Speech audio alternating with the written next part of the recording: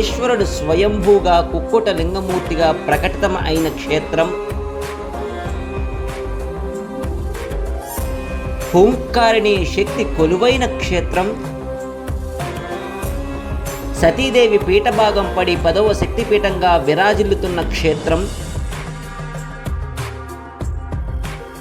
ఆపాద మస్తకాంతం సంపూర్ణ స్వయంభూ విగ్రహమూర్తిగా దత్తాత్రేయుడు కొలువుదీరిన క్షేత్రం.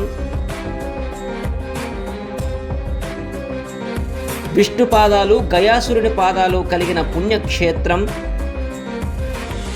దర్శించినంత మాత్రము చేత సకల దోషాలను దగ్ధం చేయగల శక్తిగల క్షేత్రం. పితృముక్తిధామం.